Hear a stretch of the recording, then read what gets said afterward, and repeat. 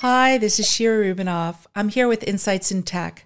We'll be talking about some of the most pressing issues that people are thinking about and wanting to hear about today. I'm here with Mark Lynd, and we'll be speaking about one of the most pressing issues that we're all dealing with, the coronavirus.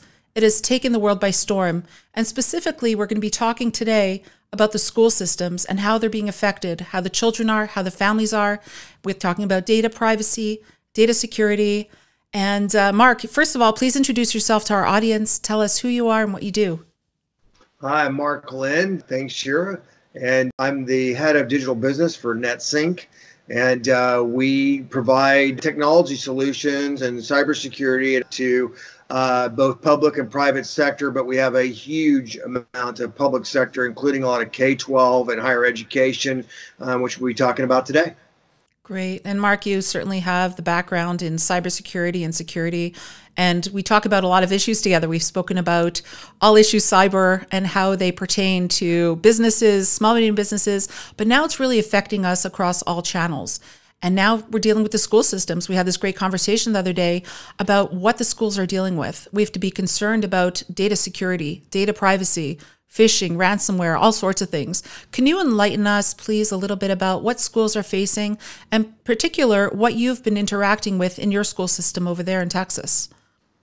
Yeah, so, we do schools all over the country, but everybody's kind of facing the same thing. All of a sudden, because of the coronavirus outbreak, telelearning, remote learning, whatever you want to call it. Everybody has a different name for it. But, all of a sudden, children are going to be learning from their homes. And by doing that, it's fantastic, first of all, that you can use WebEx, Zoom, these type of products, these collaboration products, to be able to allow for kids to learn. Imagine this would have happened 20 years ago, right? It would have been a much different thing. What's interesting with this is now you're having to deal with a wider perimeter and a much different environment. And it's challenging both for the educators and the kids that are getting educated, as well as those trying to support those efforts. And it's really interesting because now think of it, things that you would normally not can be concerned about in a learning environment now are very important. So at their home, do they have Wi-Fi?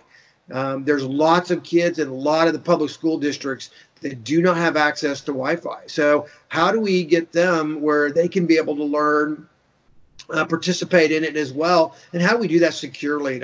And what's interesting is once we work through these challenges, and we will, as a species, as a country, as educators and technology providers, we'll get through this. And I think there's a real chance for some amazing opportunities going forward. Certainly. Let's dig a little deeper into the security aspect of it. Think about the links that are sent by the school systems. Download this feature for you to do at home. Click on this link to join the meeting. Obviously, there's the worry about phishing attempts, ransomware, gaining access to kids' personal laptops, all sorts of nefarious things that can be going on. How do we warn? Obviously, the same things we always talk about, be careful, don't click on links, don't download things, don't download malware and the like. But what should we really focus on and tell these parents that they should be looking out for? Well, it's interesting. Schools that were already practicing, good cybersecurity, already had tablets and that type of thing out, or were already supporting bring your own devices. They were able to lock down either their apps or those devices. Now they're trying to deploy these so quickly that they're not getting the same scrutiny. They're not getting locked down as tight. The security is not as good as it was before, and that's where what you were just mentioning really comes into play. This phishing and spear phishing, and all these items. It is the antivirus updated. It is the anti-malware updated. Those type of things. Those are real problems because they're just trying to get them out there as fast as they can because they're under the gun. And as we all know, when those type of things happen, mistakes are made. Then breaches can happen. Phishing attempts can happen. Do they have endpoint security? Those type of things really leave large gaps. So I think it's a very challenging time for them and a very busy time. And if you weren't one of those schools that were already doing that, and unfortunately for us as a nation, a lot of our schools were doing that. They have tablets in the classes, or they support some type of remote learning. So that those pieces really bring some good cyber hygiene is involved in that piece. But those that haven't are those that are new to it, or they're scaling it out so big that they haven't had time to do what they would normally do, the normal process. I think that's where those opportunities for those bad actors to take advantage of the K-12, and we're hearing reports of that actually. So, and some of them are very nefarious, like they're actually using the COVID-19 in the email, more news about it for your attention. Children, and people are clicking these links. Now that's horrifying, and especially as a parent, it's horrifying.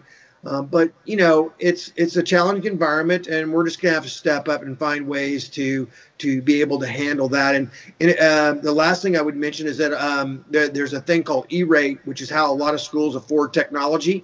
They've opened up and widened the E-rate already because of the coronavirus outbreak, to be able to do security and to be able to receive gifts, because people like WebEx and Zoom are giving you additional license. Well, they couldn't do that under the E-rate before. Now they can. So we're already seeing the machines and the processes kick off to start to do this. So I'm cautiously optimistic. That's wonderful. And I'd just like to touch upon a point that you made. I think that's probably the most critical piece when it comes to security in general: the speed. Got to get it done now, quickly, fast. Got to get it out to everybody. The no stop and pause. I think we've had many discussions about that. Stop, pause. Think about what you're doing. Think about what you want to accomplish. What's the end result supposed to be? And think about all the parameters of where it can go wrong.